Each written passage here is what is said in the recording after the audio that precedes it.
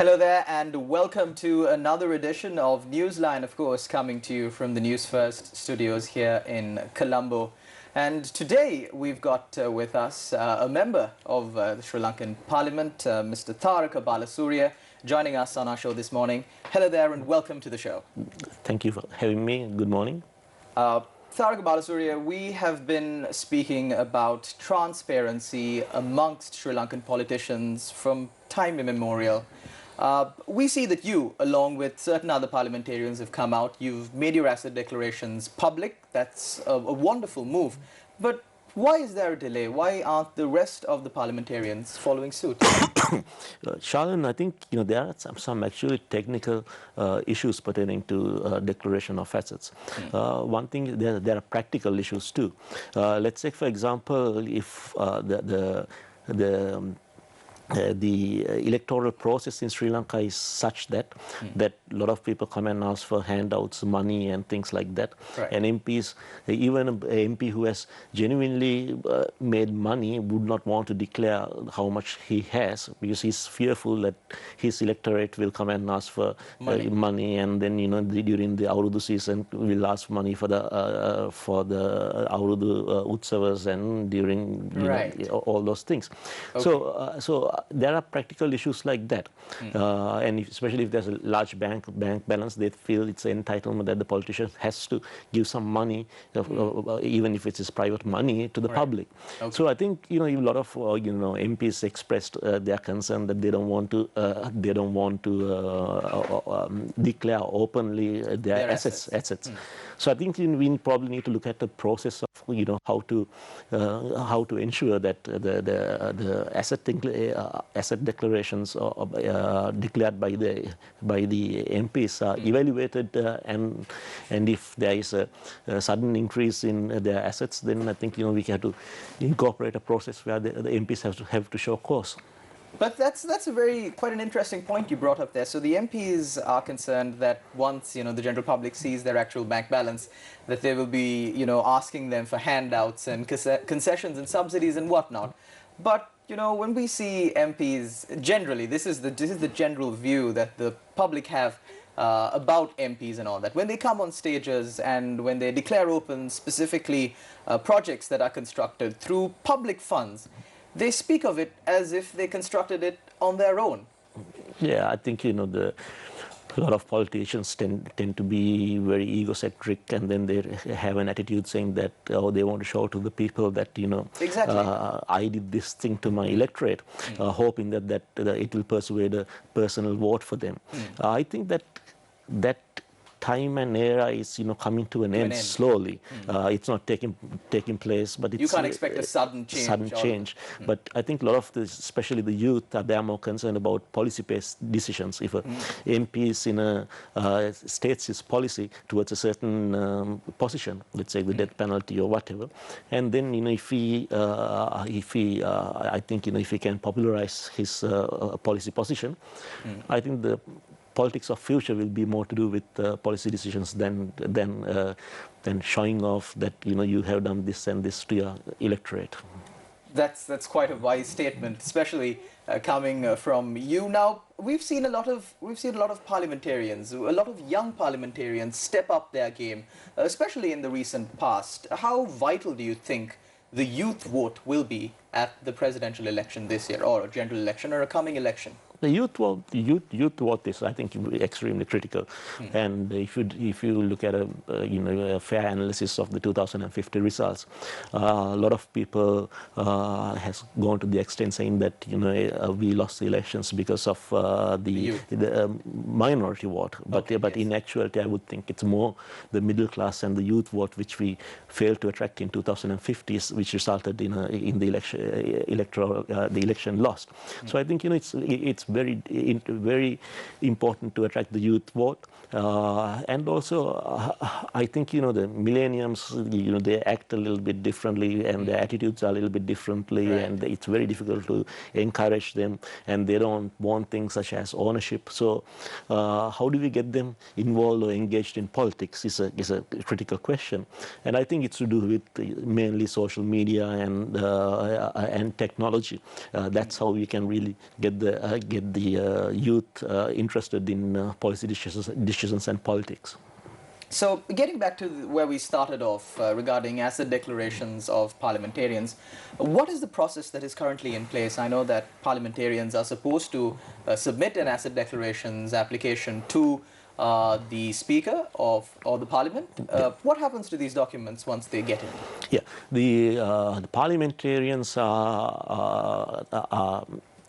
should declare their assets to the Speaker, but I think the ministers has to declare their assets to the President. Right. Okay, so it gets kept in a cabinet very safely, and there's a probably it might not even get opened. It doesn't see the light of day. Yes, unless of course somebody questions your increase in your assets, and then let's say the bribery commission requests for it. I think there's only three institutions which can request for the asset declarations of parliamentarians, such as the bribery commission. I think the customs also has they have that privilege, and another authority. But even the CID, they can't request for the request to see the asset declaration of parliamentarians. Right. But also the general public can pay and get an asset declaration of a politician, but you can't publicize it. So there's no process to evaluate and to see whether that politician's assets has increased during that period at a reasonable rate or not. So I think that there has to be some sort of a mechanism to evaluate year on year out that whether that the politician's assets has increased at a reasonable rate, and you still can keep that process confidential. You don't need to necessarily make it public. Yeah, and only if there's an unreasonable increase, I think you can bring it up for public disclose, and the politicians has to show cause. Right. But now, when you see people like you, progressive thinking people who are for transparency, come out, make your asset declarations public, what sort of heat do you get from your rest of your colleagues? Actually, I haven't got any heat from my colleagues at all.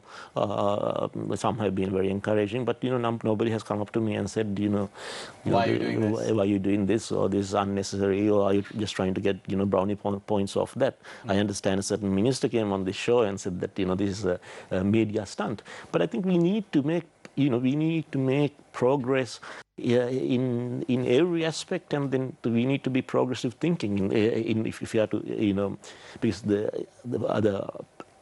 the bribery and corruption is a huge part and parcel of Sri Lankan culture now, and exactly. And in order to I think remove that, we need to bring two things. One thing is we need to take away the impunity the politicians and the higher up officials have. Right. And then we need to have a system of evaluating whether, if you don't evaluate, you wouldn't know whether your assets has increased on a reasonable rate or not. So I think both those things has to be incorporated, and of course, more than anything, you need to have political will. And if you only have political will, you'll be able to get this thing through. So do you not speak with your colleagues and ask them to make their asset declarations public, just as you have? No, I wouldn't do that, because I understand the point of argument which they're making. The asset declaration being made public, let's say if you're a lawyer or if you're a doctor or whatever, and then you have made some money, and then if you declare it, and then let's say you have 2 or 3 children, and then you have to look after their education, you need to pay for their college or and school and all that. And if you have savings, and then I understand the perspective that if you open up, it can be like the Pandora's box, and where other people come and ask for money from. Start digging in. Yeah. And especially given the situation that Sri Lanka is facing on social media and all that, it's quite viral. And I think, interestingly enough, a lot of politicians of, yesteryears, they have died paupers, including my grandfather, who was also an MP. Okay. And he was a school teacher, and he was a principal, and then he was trade union activist and all that. But, luckily for him, his wife was a little bit wealthy, but his wife, because of his political activities, he pretty much lost everything, including his civic rights at the latter of his career. But I think, not only him, but there have been a lot of politicians. You have U.B. Banda and all these politicians from who have had illustrious careers of being honest and transparent politicians. So, but now, when we speak about politicians, it's quite refreshing to have a politician like you on the show for a change, who is progressive thinking, for transparency, for moving forward, because Sri Lanka is inherently known as a country that is not for change. Would you agree with me? I think each society has its own pace which it changes with, and the initial frictions of change is always difficult. But once change starts, then the more rapid change come later on. And a good example is that how the attitudes of people changed during the last regime. And I think if you look at especially with how the former secretary was involved in cleaning up the Colombo, and the whole process changed. People's attitudes changed very quickly, and that too can be a former secretary you were referring to of Gotabaya Rajapaksa, okay. Especially in cleaning up the Colombo, and it was such a dirty place. And then with the change in attitude, was that program not launched under Basil Rajapaksa's Ministry of Urban Development? The former secretary was Gotabaya Rajapaksa, in charge of the urban development. Okay. Yeah. So what I meant was, like, you see people having beetle leaves and then chewing the spit on the floor, and that stopped. But or if you eat a toffee, and then you throw the wrapper on the ground, that all stopped. And you need to also understand the same people who do that. If they go to Singapore or something, they don't do that. They can't do that. But they won't do that also because of more stringent laws. But then I think once initial change comes, then it'll carry itself forward. Tharaka, you said that starting change is quite the hardest thing, but a lot of places we see that change starts, but then the government does not last long enough to see the change through. Yeah. And why is the reason for that? Sri Lankan people seem to be mostly, when it comes to an election, rather than voting in a government into power, they vote a government out. Yes. Generally, whichever opposition is at the time, yeah. They complain about the faults of the government and say, this is the reason why we should chase them away. Yeah. They don't say, this is why we should come in. It's very rare that you hear those kind of arguments. And why is that? And how important is it for us to change that? Yeah, I think it's literally the same thing as looking at either the glass half full or half empty. But I think a lot of countries, even things pertaining to corruption, countries like Georgia, and even countries like where, for example, Hong Kong, where it was accepted that bribes and everything in the Chinese culture was accepted thing for thousands of years. Yes. But all that changed in a relatively short period of time. And if you really look at some of the Sri Lankan factories, let's say Mars or Brandix, they go to the outskirts or they go to the villages, and then they have these international class factories, and the attitude of people working in the factory is completely different from the people working outside the factory or something. So if that change can be incorporated over there, and I think, and as I mentioned, it's like once the change comes, a lot of people will follow it. If, let's say, for example, like smoking in buses a few years ago, it was acceptable thing to smoke in buses. Now, since the smoking has been shamed and all that, so people don't smoke in buses. And not only that, if someone tries to smoke in a bus, now people will object towards it. Right. Yeah, so that's the process we should initiate. So once there's, let's say, a bribery taking place or something, people will object to it. Whereas now, if there's even a bribe taking place, people will be, oh, well, that doesn't concern me. So they'll be disconcerted about it or whatever. But I think if once we initiate the change, it will follow. But now, coming year, it's a year 2019 was set to be an election year, a year of change. Yeah. Do you see any possibility that Sri Lanka can step towards a different direction at the end of this year? We have to move towards a different direction. And yeah, I mean, this is the neoliberal policies which with Ranil Wickremesinghe has been following has been failure.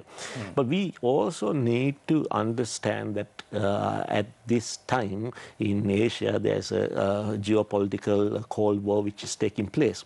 And we need to take advantage of this situation. Rather than get caught in between the forceps of it. Absolutely. You know, let's say one thing is, you know, we need, whatever we do, we need to get paid. Okay, so we are a poor country. We need to build our schools. You know, we need to build our schools. We need to build our hospitals. We need to build our infrastructure. We need to build roads. We need to bring factories in.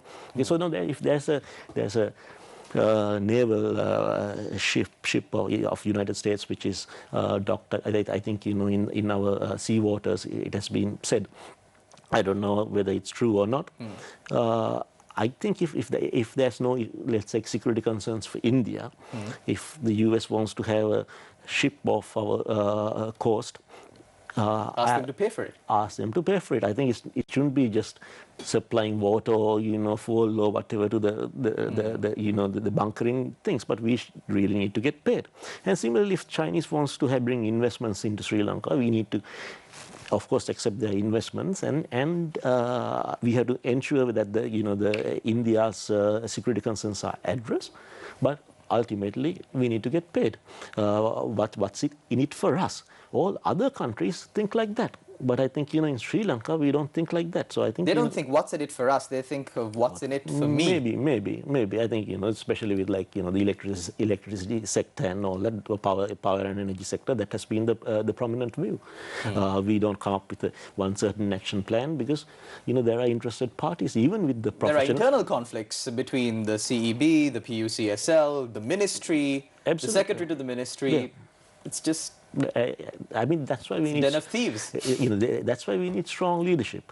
And I think, you know, someone to say enough is enough. Yeah, I mean, we have to understand that, you know, these countries which developed, Singapore, Singapore, Taiwan, and also South Korea, and all those countries, there was tough love. You know, there was benevolent leaders, but they also took some very tough policies. So, and if you look at where where the investments have flown in recent years, let's say to Vietnam and to Burma and countries like that, which are the authoritarian countries. Yeah. So no, don't misunderstand. Misquote me. So this is not any way to say that, you know, we shouldn't be worried about our democracy. Yeah, but the important thing is we need to get to at least 10,000 GDP. Okay, we are at 4,000 GDP. During the last 4.5 years, our GDP per person increased by $250. Okay, and we need to really make a concrete plan. How do we get to 10,000 GDP? And then, you know, we can talk about 5-star democracy. But the democracy which we have now, I feel, is sufficient because governments change. They said, you know, the Mahinda was an authoritarian ruler, but he went for a third term, and then, you know, he lost. So that goes to show that democracy prevailed in Sri Lanka. But you cannot have democracy. We also need to be mindful that we cannot have democracy without elections. So what this government has done, although they have been talking about 5-star democracy, they have been postponing elections. So they have taken the franchise away from the people, both at the Pradesh Sabha elections, local council elections, and also the provincial council elections. The local council elections was held after 2.5 years, and the provincial council elections, for example, in Sabaragamu, now it's almost two years, and there's no chance of having the elections. So what people after 4.5 years needs to decide is whether we need to have this 5-star democracy where everybody talks about this super democracy, but you don't have elections, or whether you have a certain level of democracy in Sri Lanka which results in governments and regimes changing, but which is focused on economic growth. I think we need to take a decision on that. Now let's speak about the policies of the SLPP. Now, you contested under the SLFP ticket, if I understand correctly, at the 2015 elections. But after getting elected into parliament, you have now joined the SLPP. Yeah. And that's where allegiance lies. Yes. But still, when we look up your profile on parliament.com, the site, it still says UPFA MP. So technically under SLFP. Yeah. Is SLPP a part of the UPFA? No, it's not. It's not a part of the UPFA. So, but then, can you... I mean, everybody knows there's a technical issue pertaining to, you know, if we take membership of SLPP, then you know, they can start legal action, and it's not something which we really, our plates are full at the moment, so we don't want any more legal action coming our way. But so it's a political strategy which we are using, and I, in all honesty, I don't think that there's a, you know, whole difference in the policies of SLFP and SLPP. And also, you need to understand what really took place after 2015. Okay, there's Maithripala Sirisena, who contested, who resigned from, or rather who moved away from SLFP and then contested against Mahinda Rajapaksa, and then he became president. Okay, and then he takes the leadership of SLFP and he tries to provide leadership to a large number of people who voted against him. And I mean, how that plan itself is so idiotic. How can you give leadership to a group of people? But the leadership was given by the leader that you follow right now. Yes, leadership was given by the MPs and the Central Committee of Central. But I believe I remember former President Mahinda Rajapaksa coming out and making a statement, said, right, I lost the election and I transferred my power to Maithripala Sirisena. He said he gave the position to Maithripala Sirisena. Yeah. That may be, the leadership might have been given by, let's say, the Central Committee. My contention is not that. But can you practically lead some people who opposed you? And whether the people will accept that. And what has transpired is that, you know, people have, the SLF peers have, you know, not accepted Maithripala Sirisena as their leader, and that's why the SLFPS has moved towards SLPP. So I think it's just a policy-wise, there's hardly any difference between the two parties, but it's because of the political situation which transpired in 2015 that SLPP was formed. Tharaka, we're in the final few minutes of our show. Now, recently, Cardinal Malcolm Ranjith made quite a stern statement against the leaders of our country, not politicians per se, but the politicians are the ones who are leading this country, so, you know, take it as you may. But he said that if the leaders of our country do not have a backbone, we cannot move forward. And, you know, his statement seems to have you know, made quite a lot of sense. It's resonated well amongst the general public. What's your response to this? I think, you know, yesterday the Cardinal, His Eminence, the Cardinal's statement, you know, hit the nail right on the spot. Because I think from day one we were suspecting that there can be a cat's paw involved in the April 21st attacks. And then also what we saw was that after about a month that there were racial tensions which were instigated. And now the truth of it is that we have the Tamil vote through the TNA bloc, and I think, you know, they pretty much operate the way the Indian embassy instructs them to operate, and, you know, on what bills how they should vote. And in future, I feel that during the next parliamentary elections, the Muslims might contest as a bloc, and there can be a Muslim bloc which they will vote under how the Saudi Arabia tells them how to vote. And then we also know that, you know, India with the Modi's government and both Saudi Arabia are strong allies of the US. And then also, I think, you know, a third force is being created, or at least attempts of creating a third force is we see taking place, that I feel that the Budu Balasena and the Sinhala Buddhist forces or extremist forces might come together and come forward as a singular Buddhist. It was quite apparent from the statements that the Jnanasara Thero said in Kandy. So assuming they get about the 10% of the vote, and then we see and of course there's contention saying that some of these organizations are controlled by or funded through Norway. NGOs. Or through, and then we also see the JVP, which has not acted as a left party, but more as a UMP pawn. And I always have felt that, from 1970 or from 71 onward, that, the JVP had been more of a CIA creation, if anything. I mean, just even if you look at the 1971, and if you really look at it, which idiot would try to overthrow a government which has come to power legally last year, and which has got a 2/3 majority, and then which was probably the most left-oriented, the most progressive government pertaining to like land reforms and all that, and they wanted to overthrow that in 1 year, after 1 year. And the 89, the insurgency helped Ranasinghe Premadasa become president. So they have been, whatever the rhetoric they've been talking, their actions has always helped the right-wing party.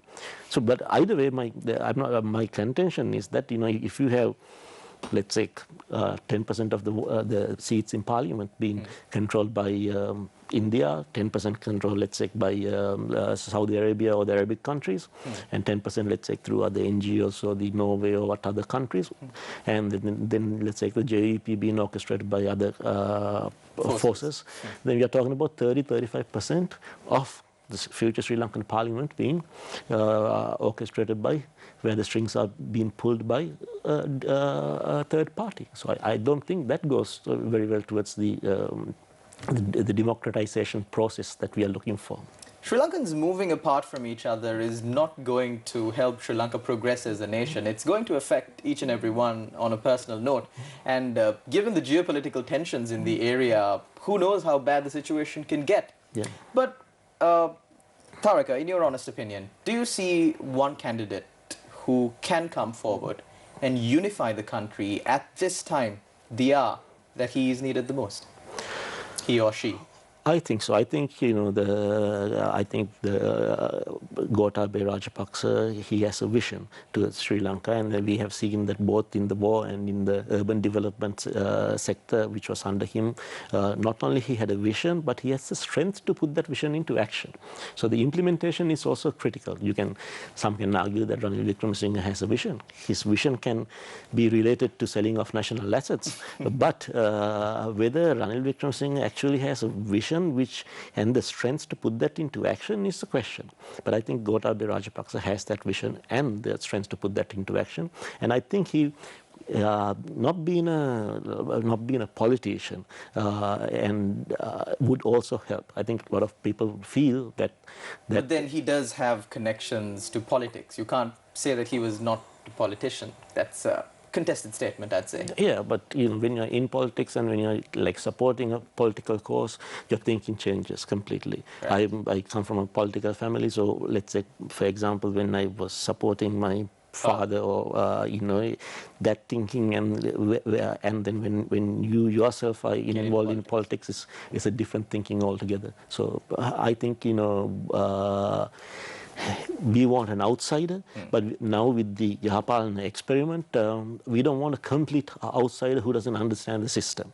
So we need someone who can understand. The system has been manacled and absolutely shifted into a different perspective. Absolutely. And then we need someone who can understand the system, but also have new thinking and a new vision to take us to the 21st century. We'll end today's program with this question. Since you have said that Gotabaya Rajapaksa is the right person, and a lot of members from the SLPP hold that view as well, why hasn't he been announced as the SLPP's candidate? He will be announced at the right time. I think, the elections have not been announced yet, so we have to look at it from a strategic perspective. But as Sri Lankans, I also must say, that we don't have to, we have 22 million people, okay, even if it's not GR or if it's not somebody, we can find a leader. What we need to find is a good leader who has the credentials and also the vision and the will to make the changes which are required for this country. And out of 22 million people, if you can't find a proper leader, I think it's pathetic. But a lot of people who say that I am the proper leader, I am the best option for the country, we need to really question them, and we need to see whether they are actually the proper people to lead us. Just let me leave you with a thought.